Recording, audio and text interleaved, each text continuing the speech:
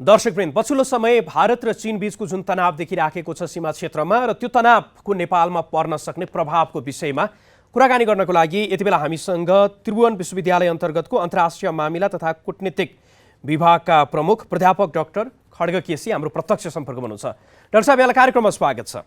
हजुर, धन्यवाद, नमस्ते।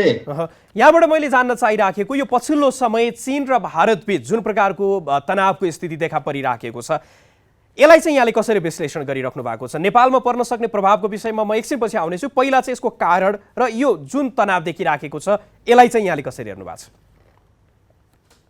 तनावको एक हिसाबले पटाक्षेप भइसकेको छ। अब अस्तिको दिन इन्डियन र चाइनिज फरेन मिनिस्टरले रसियन फरेन मिनिस्टरको उपस्थितिमा मस्कोमा एउटा 5 बुँदे सम्झौता खालको अग्रिमेन्ट गरिसक्नु भएको छ।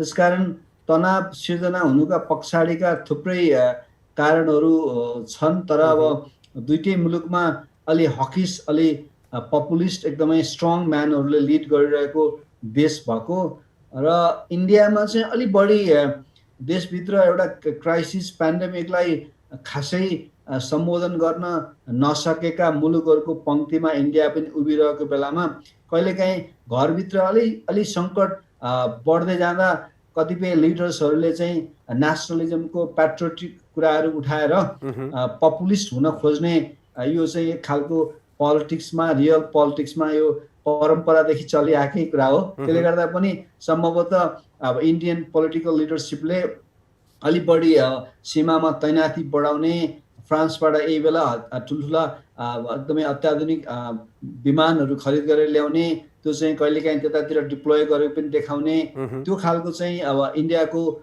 घरभित्र अलिकति कमजोर परिस्थिति बन्दै जाँदाखेरि, इकोनोमी खस्किँदै जाँदा, पेन्डेमिकमा सम्बोधन गर्न नसकेका स्वरहरू आइरहँदा त्यो चाहिँ गभर्मेन्टको चाहिँ अलिकति त्यो खालको त्यतातिर ध्यान आकर्षण गरेर जनताको बिच यहाँले अगाडि पनि उल्लेख गर्नुभएको थियो कि अहिले चाहिँ दुई देशका विदेश मन्त्रीको स्तरमा जुन सहमति बनेको छ त्यसपछि चाहिँ अब यो क्रमशः तनाव चाहिँ कम हुने भन्ने। तर त्यो सहमतिमा पनि योभन्दा अगाडि पनि चाहे त्यो गलवानमा भएको जुन झडपको स्थिति थियो त्यो पछाडि पनि राजनैतिक स्तरमा पनि र सेनाको स्तरमा पनि विवादलाई कम गर्ने भन्ने थियो र त्योभन्दा अझै अगाडि पनि धेरै ठेलमठेलको स्थिति चाहिँ देखा परिराखेको थियो। जहिले पनि राजनैतिक र सेना स्तरमा चाहिँ तनावलाई कम गर्ने भन्ने हुन्छ। तर दुवै पक्षले अहिले पनि यता भारतीय पक्ष पनि चिनिया पक्ष पनि सीमा क्षेत्रमा यालिसीमा चाहिँ उनीहरू लगातार त्यो सङ्ख्या वृद्धि गरिराखेका छन् सेनाको, र मनोवैज्ञानिक रूपमा एकले अर्कोलाई प्रभावित पार्नको लागि त्यस्तै प्रकारका प्रोपागान्डा युक्त भिडियोहरू पनि अहिले सार्वजनिक भइराखेका छन्। यसले गर्दाखेरि त कामकुर एकातिर तर दुवै चाहिँ युद्धको तयारीमा जस्तो पनि देखिन्छ, त्यो तरिका पनि विश्लेषण भइराखेका छ नि। मलाई चाहिँ अहिले भारत र चीन युद्धमा जान्छन् भन्ने लाग्दैन, किनभने यसका थुप्रै आधारहरू छन्। अब यहाँले भनेको कुरामा जियोग्राफीको कुरा, भौगोलिक अखण्डताको कुरा मुलुकको सबभन्दा ठुलो राष्ट्रिय स्वार्थको प्राथमिकताको क्षेत्रमा पर्छ। र भारत र चीन चाहिँ 62को वारपछि अलमोस्ट मिड 80sमा राजीव गान्धीकै पालामा अब हाम्रा सीमाका कुराहरूलाई एउटा कन्टेन्सियस, एकदमै विवादको विषय बनाइराख्नु का बावजुद पनि हामी बढी इकोनोमिक रूपमा इङ्गेज हौँ भन्ने खालको एउटा इम्प्लाइड हुन्छ नि, एउटा नबोलिएको खालको चाहिँ एउटा सहमति राजीव गान्धीकै पालामा भएको हो र त्यसको निरन्तरता अहिले पनि देखिन्छ। किनभने भारत र चीनको बिचमा अलमोस्ट $1 ट्रिलियन बराबरको इकोनोमिक ट्रान्ज्याक्सन छ र त्यस अर्थमा केही पपुलिस्ट निर्णयहरू भारतले सेकेन्ड राउन्डमा गलवानमा अलिकति द्वन्द्व देखिँदाखेरि चाहिँ फेरि थुप्रै चिनिया प्रविधि, चिनिया सफ्टवेयरलाई भारतमा प्रतिबन्ध गभर्मेन्टकै लेभलमा लगाएको देखियो। त्यो चाहिँ ब्याक इन होम घरभित्रका एन्टी चाइनिज अथवा प्रो इन्डियन एउटा मास अथवा सरकारप्रतिको समर्थनलाई अलिक बढी बलियो बनाइराख्ने इमोसनल, त्यसलाई ब्ल्याकमेलिङ त नभनौँ, अब इमोसनली नै पपुलिस्ट बन्ने योजना अन्तर्गत गरिएको हुनसक्छ। तर अब यो अवस्थामा India no very well that इन्डियालाई चाहिँ चीनसँग लड्ने अफोर्ड अहिले गर्न गाह्रो छ, धेरै हिसाबले, आर्थिक हिसाबले, सैनिक हिसाबले, अन्तर्राष्ट्रिय इङ्गेजमेन्टका हिसाबले। दोस्रो कुरा, चीन पनि भारतसँग लडेर एकदमै छिमेको मित्रलाई चाहिँ एकदमै द्वन्द्वग्रस्त एउटा अब एनिमीको रूपमा अझ बढी कम्प्लिकेसनमा लगेर उसको ग्लोबल एम्बिसनलाई चाहिँ अलिकति एसियामै मात्रै खुम्च्याउने इङ्गेज गराउने हिसाबले त्यो चाहँदैन भन्ने लाग्छ मलाई। त्यसले गर्दा यो यसै पनि उहाँहरू दुईटा मुलुकहरू बिचमा चाहिँ यो द्वन्द्व बढ्नेवाला थिएन। आफ्ना हिसाब उहाँहरूले चाइनाको चाहिँ ग्लोबल एम्बिसनमा अलिकति लोकल कुरामा इङ्गेज हुनुपर्छ कि भन्ने चिन्ता, भारतको चाहिँ अब इकोनोमिक रूपमा प्रस्पेरिटीका कुराहरू थुप्रै गरिबी रेखा मुनि रहेका मान्छेहरूलाई उकास्नुपर्ने थुप्रै कामहरू बाँकी छ।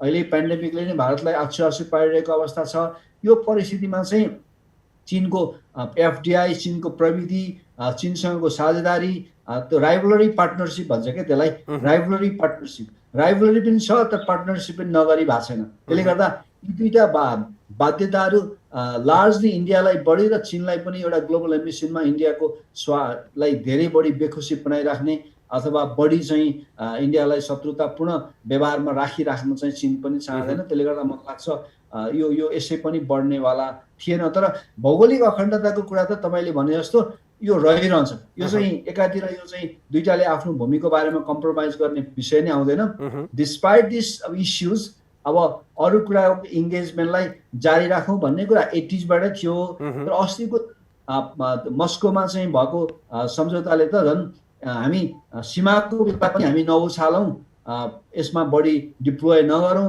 विवाद सीमामा चाहिँ आफ्ना सेनाहरूलाई चाहिँ त्यसलाई अलिकति विथड्र गरौँ, बढी चाहिँ तैनाथी नगरौँ भन्ने खालको मेसेज दिन खोजेको बुझिन्छ। तर अहिले जति पनि विश्लेषण भइराखेको छ त्यसमा चाहिँ पछिल्लो समय चीन र अमेरिका बीचको जुन तनावको स्थिति देखा परिराखेको छ र अमेरिकाले चीनलाई नियन्त्रणमा राख्नको लागि त्यो अस्ट्रेलिया, जापान, भारतलाई पनि आफ्नो पक्षमा पारिराखेको र चीनलाई कन्टेन गर्नको लागि भारतलाई चाहिँ उसले प्रयोग गर्न खोजिराखेको भन्ने कुरा पनि आइराखेको छ। र चिनिया पत्रपत्रिकाहरू पढ्दै गर्दाखेरि पनि भारतले चीनलाई कम आकलन गरिराखेको, अमेरिकाको चाहिँ एउटा त्यो सहयात्रीको तरिकाले चाहिँ चीनसँग व्यवहार गरिराखेको, पहिले उसले जुन तरिकाको विदेश नीति तटस्थ थियो त्योबाट चाहिँ विमुख भइराखेको, त्यसले गर्दाखेरि समस्या ल्यायो। र यो अहिले जुन तनाव छ यो पनि त्यसैसँग भनेर पनि विश्लेषण भइराखेको छ। र यो स्थिति देखा पर्दाखेरि नेपालका दुईवटा छिमेकी, दुईवटा प्रश्न छ।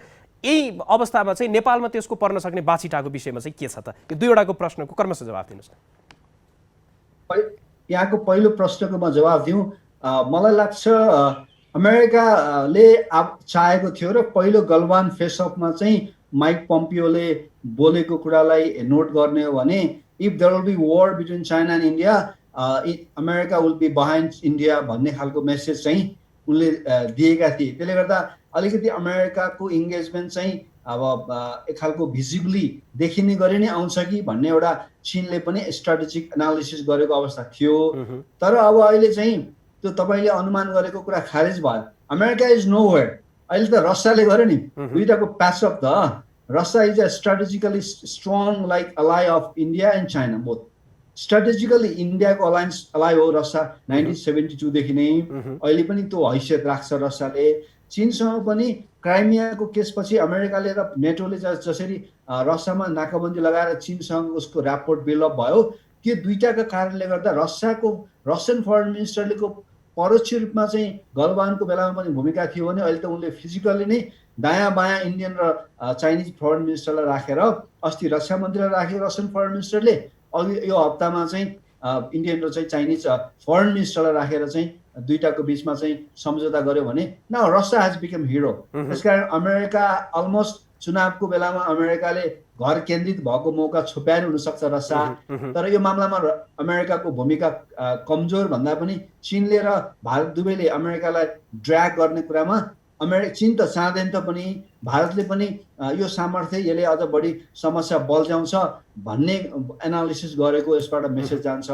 जहाँसम्म नेपालको सन्दर्भमा चाहिँ हामी दुईटा छिमेकी झगडा गर्दा युद्धमा जाँदा हामीलाई जहिले पनि अप्ठ्यारो भएकै हो। 62मा पनि हामीले एकदमै बुद्धिमत्तापूर्ण ढङ्गले हामी चुप लाएर बस्यौँ, तर भारतको अपेक्षा चाहिँ भारतको पक्षमा बोलिदियोस् भन्ने थियो। अस्ति डोक्लामको बेलामा पनि हामीलाई प्रेसर थियो हाम्रो फरेन मिनिस्ट्रीमा मैले सुनेको, त्यहाँ पनि इन्डियाको पक्षमा वक्तव्य निकाल्न प्रेसर बेसरी थियो, तर नेपाल डिडन्ट स्पिक एनिथिङ। र अहिले गलवान फर्स्ट र अस्तिको फेसअपमा पनि हामी चाहिँ शान्तिपूर्ण ढङ्गले डायलग गर भनेर हामीले नेपालको गभर्मेन्टले त्यो विज्ञप्ति निकाल्यो। त्यसकारण हामी दुईटा मुलुक झगडा गर्दा कहिलेकाहीँ 1.2 भनेर चाहिँ त्यो चाहिँ वुहानमा भएको डायलग र साउथ इन्डियामा चाहिँ सी जिनपिङ गएपछि सेकेन्ड राउन्ड अफ वान भन्नेमा चाहिँ दुईटा मुलुक हात्तीहरू र ड्रागन चाहिँ खेल्दाखेरि मैदान मिचिन्छ, घाँस चाहिँ मडारिन्छ भन्ने एउटा एनालिसिस छ।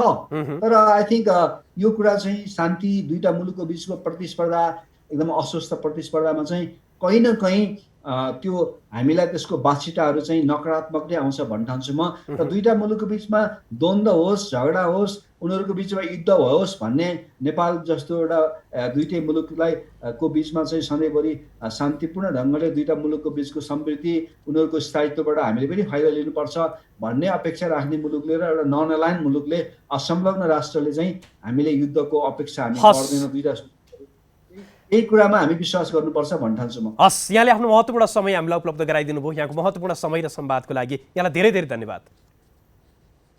टिभीलाई पनि हस्।